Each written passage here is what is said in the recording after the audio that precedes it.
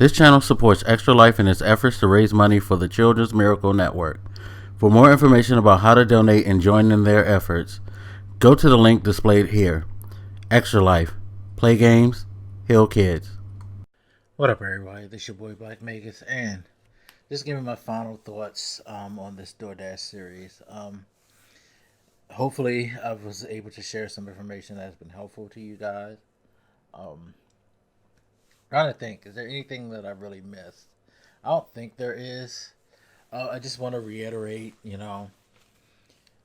make sure you get your rhythm down, find your flow, find the places that tend to yield the best results.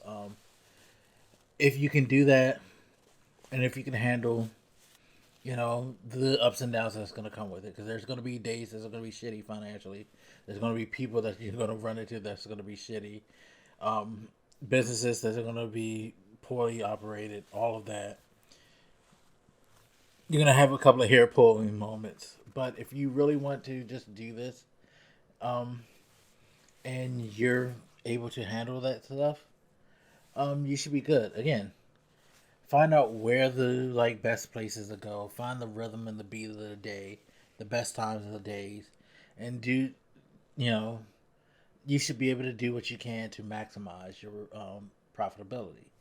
Um, it's pretty cool, and it's funny because I've never ordered DoorDash until after I started doing DoorDash, and I could see some of the issues that customers have with these delivery services. I can see some of the reasons why some people may not want to tip, because I've dealt with drivers that have done crazy things. One particular driver, the other day while I'm sick, I decided to order some food, and I told him to leave it at the door because I don't feel well. I'm having difficulty getting around right now, so it's best to leave it at my front door. I can get to my front door, and that's accessible, and I don't have to worry about being face to face with somebody while I'm looking disgusting and having them worried that I might have COVID or something, which I don't. I'm just not feeling well physically. Um, but they called me. They were like, "Hey, I'm outside." I'm like, "Okay, you could leave it at the door." What do you mean you're outside? Like, oh, you want me to leave it at the door? Now I have instructions written, like the option pick for leave it at the door is already there, but I already have instructions saying specifically, you can enter my building. It's not a locked building. I let them know exactly where my apartment is located. So leave the shit at the front door. Simple as that. So I'm like, yeah, you can leave it at the front door, please. Thank you. He's like, oh, okay. So a minute later, I see the thing says it's delivered, and I'm like, huh.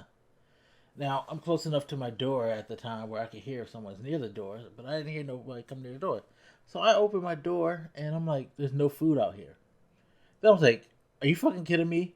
So luckily, I live on like a low level apartment, and the steps leading from the front door of the building come right down to my apartment. Mine's the first apartment. So I'm able to lean out and look outside, and lo and behold, my food is sitting outside of the building at the door. This idiot left my food outside, and I actually I'm normally not someone who files complaints like that, but I had to file a complaint, and I ended up getting like half of my food off or something like that. An $8 credit from DoorDash because he left it literally outside. Like, follow the instructions, read the instructions. And I've made mess ups where I saw people say that they might want something different, and I'm like, oh, and I've corrected it because I made sure to look in time. But I've never done anything like that. That's egregious. Like, it's one thing if you get the wrong information and you put it at an address and it was meant to go to another address. That happens. People put the wrong information in sometimes, and that'll happen.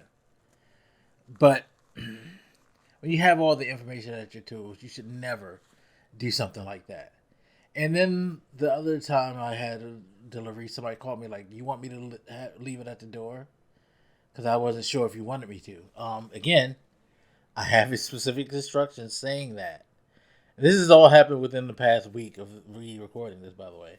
And it was confusing to me. It's like, I kind of understand why people get miffed and people don't really want to sometimes tip. Because tips are like, not just to help you out, but it's also for good service too. And people would hope that if they tip, you'd give them good service. That's.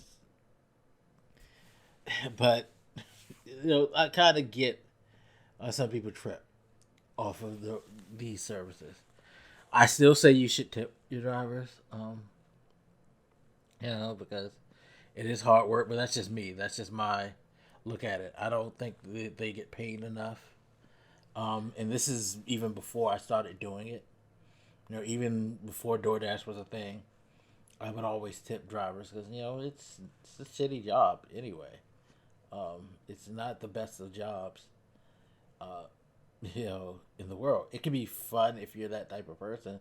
Like I have a weird sense of enjoyment out of it because I'm just crazy like that, I guess. But it's not fun for everybody, especially if you are doing it because you need to make ends meet and you can't find anything else, and this is what's available to you. And people, are making it harder.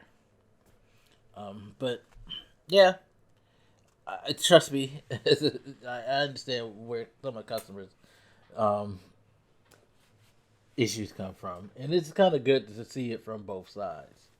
I think, but overall, from the driver's perspective, it can be cool. It can be very, very cool.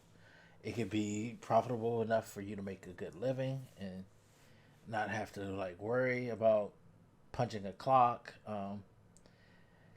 Dealing with people more directly, having someone as your boss more directly. You know, just follow the rules, do what you're supposed to do.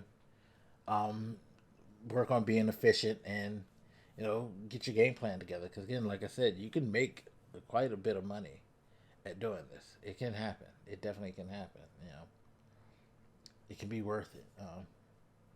But at the end of the day, it's also all up to you as how much it'll be worth, because of how you execute things. So, um, but yeah, it's. I'm glad I did this. I really wanted to do this because I wanted just to kind of give everybody um, a sense of what goes on behind the scenes, so you can understand that. Because sometimes you just really need to know when it comes to doing things like that. You can be unsure. You're not sure how it is doing it. Like I talk to other drivers who just start, and I try to give them a sense of how it goes for me, or people who just see me randomly and ask me questions. I try to answer as many questions as I can in the time that I have to answer them. That is, so if they're thinking about doing it, they can at least get a good sense, like, and be honest. Because I'm like I said, it's not perfect, and the pay being based on mileage definitely isn't the best thing, but you can definitely make some really good money doing this.